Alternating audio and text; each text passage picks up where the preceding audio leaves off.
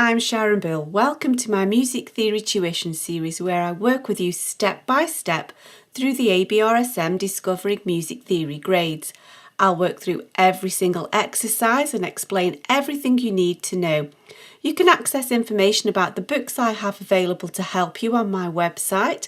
Go to sharonbill.com.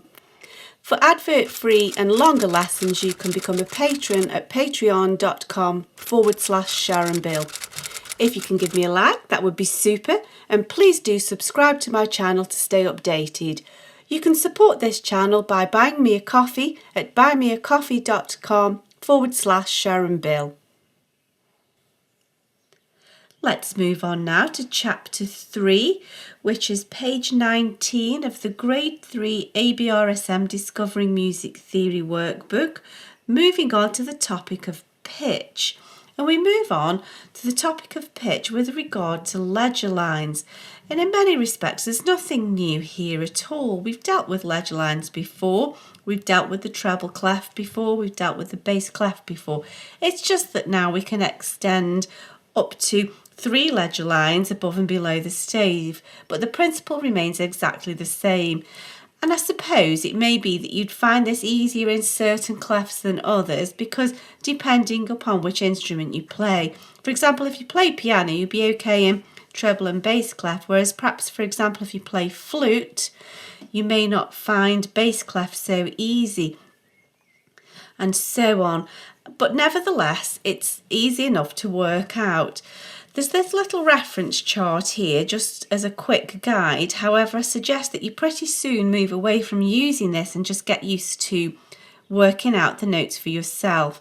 And if you remember that the treble clef notes, the lines E, G, B, D, F, and just find some little poem, you know, every good boy deserves football, or whatever helps it make it memorable to you. The spaces, F-A-C-E, spell face.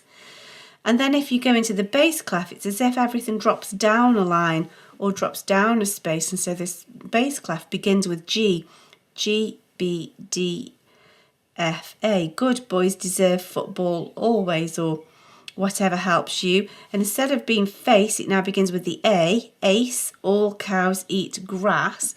And that's your starting point.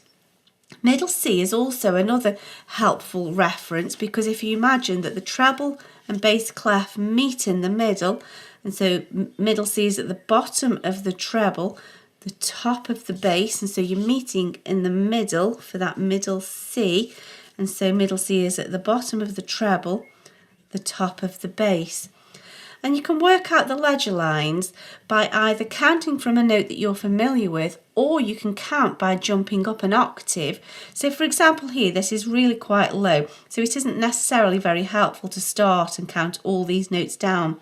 But if you count this given note as 1 and counting space line, stepping up this ladder system of the stave, 1, 2, 3, 4, 5, 6, 7, 8. If you count up 8 notes, we know that we've gone an octave, and we know that's a G because good boys deserve, and so on. So we know that that's a G an octave lower.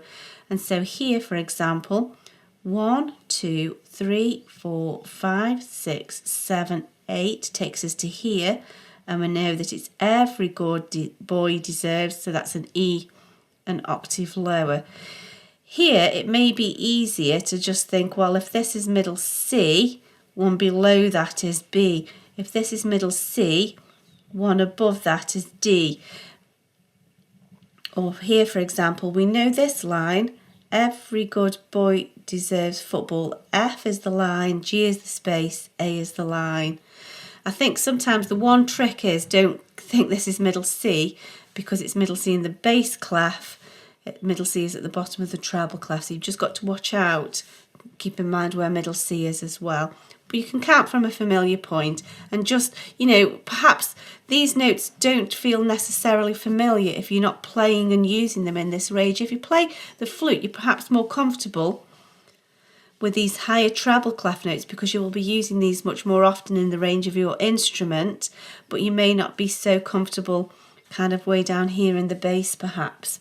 However, we can just work it out using a familiar note or counting an octave apart.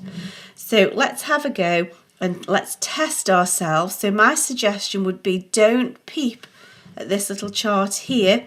Try and test yourself. You could always refer back to it to mark it, or you can just press pause, have a go, and then pop back into the video and check through with me, and we'll work on that together. So here we are, we're quite high up in the treble clef. Be careful, these clefs will keep changing, so don't get caught out in that way. So we can either think, well, this is an F, every good boy deserves football, F, G, A, B, C, D. Or you can think an octave lower, always counting this as 1, 1, 2, 3, 4, 5, 6, 7, 8. Being careful to count lines and spaces. Every good boy deserves D, an octave higher. So I'm hoping that you've had a go of these. Let's check these through together now. So we know that this is middle C, which is at the top of the bass, bottom of the treble, top of the bass. If this is C, D, E, F, and remember we always use capital letters for note names, or we could count down an octave, 1, 2, 3, 4, 5, 6, 7, 8. Good boys deserve football. Now back into the treble, to scramble your brain a little bit, jumping clefs all the time. Let's count up an octave because this is quite high, and I think counting backwards is tricky. So let's count space line, 1, 2, 3, 4, 5, 6, 7, 8 takes us to this line, which we know is E, every good boy deserves football, E, an octave lower. Now then, let's do a different way of doing this. You can come at it any way you like. You can count up your octave, or we can count, this is G, good boys deserve, so G, F, E, D, C. That's a C. And you may find it helpful to just have a piano keyboard just to help you count backwards. It's very easy to just quickly sketch one of those. We've used that many times, so do always have a little sketch of a piano keyboard to hand to help you visualise these steps. Even if you don't play piano, just recognising piano keyboard is so very helpful. Of course, you could always count the octave, 1, 2, 3, 4, 5, 6, 7, 8. All cow, is it grass? That's C, an octave lower. If you haven't done so already, do now try this remaining row. Keep your eyes peeled with regard to the changing clefs. So we know this is an F, so we could count from there. Every good boy deserves football. F, G, A, B, C, D, E, and then of course it's a flat.